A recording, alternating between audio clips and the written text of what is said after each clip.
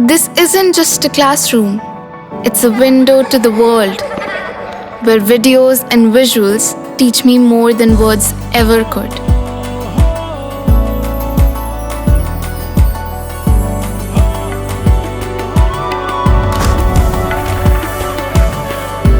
Sinkhania Educational Institute, cultivating knowledge. Sitapur की ग्राम पंचायत में भ्रष्टाचार का मामला तूल पकड़ता जा रहा है। विकास खंड पहला की ग्राम पंचायत शिबरा में वित्तीय अनियमितताओं के गंभीर आरोप लगाए गए हैं। गांव की एक महिला ने डीएम डॉक्टर राजा गणपतियार को प्रार्थना पत्र देकर प्रधान और सेक्रेटरी के खिलाफ शिकायत करते हुए निष्पक्ष जांच की मांग की है।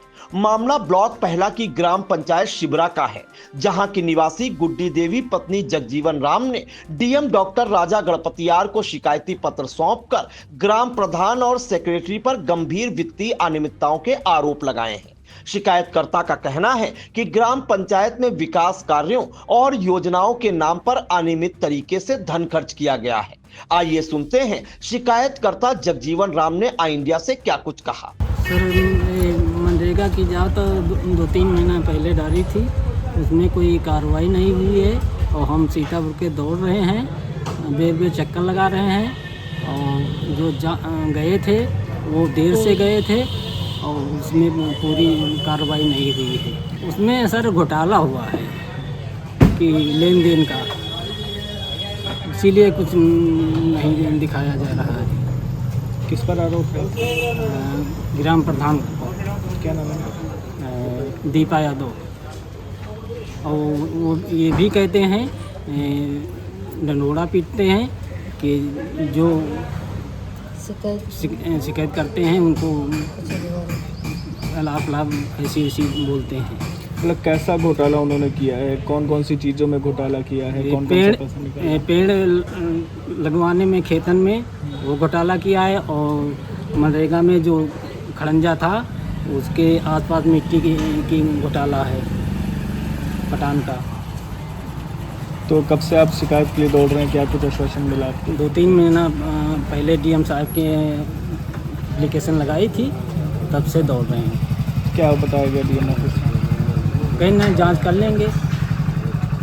अभी तक जांच गई थी, वो देर में गई थी और घंटा 1.5 घंटा रुके और थोड़ा बहुत किया और चले गए। अब मांग क्या है? हम पूरी तरह से जांच पूर्ण रूप से करवाना चाहते हैं। बिल्कुल जो सच्चाई हो वो निकाल के, और घोटाला हो वो बिल्कुल सफाई से हमको करना चाहिए। कितने समय से, आपके हिसाब से कितने समय से घोटाले की प्रक्रिया चल रही है? कितने समय से ऐसा चल रहा है? जब से ये प्रधान भय हैं तब से घोटाला चल रहा है।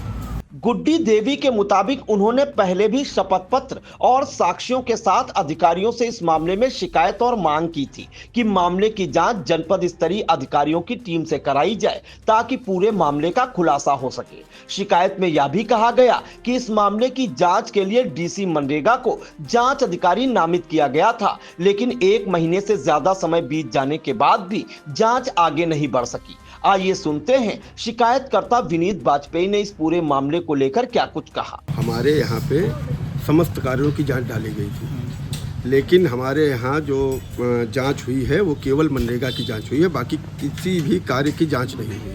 और जांच को लगभग 1 से 1.5 महीना, 1.5 से 2 महीना बीत गया है, लेकिन उसके बाद भी किसी प्रकार की कोई जानकारी ना तो वहाँ से हम लोगों को दी जा रही है कि उस जाँच में क्या हुआ।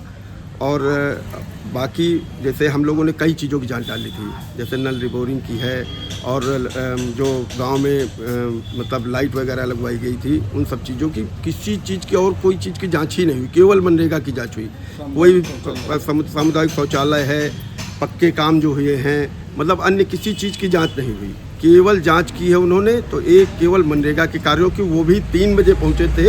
1 से 1.5 घंटे में, मान लीजिए जैसे वृक्षारोपण की शिकायत थी, वृक्षारोपण वाले सामने आपके कह रहे हैं कि मेरे खेत में किसी भी प्रकार का कोई वृक्षारोपण नहीं हुआ, तो कम से कम उनका बयान दर्ज करना चाहिए था आपको।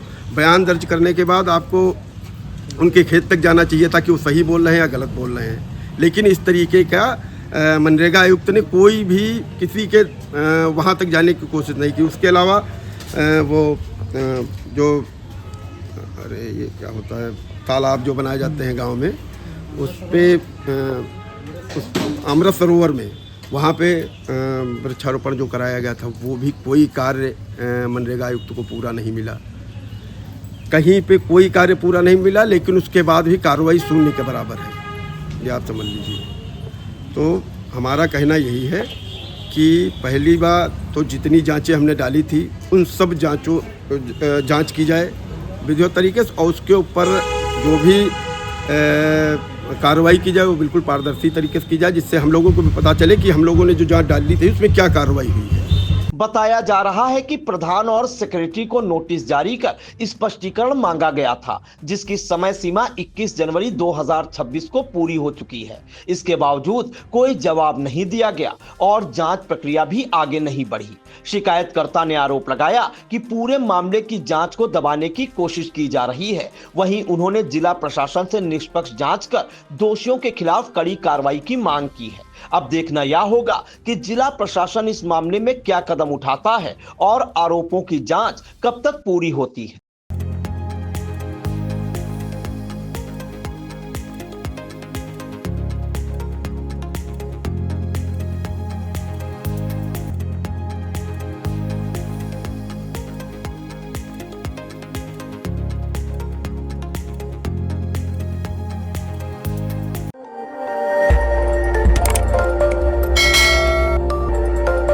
खबर आपकी, नजर हमारी।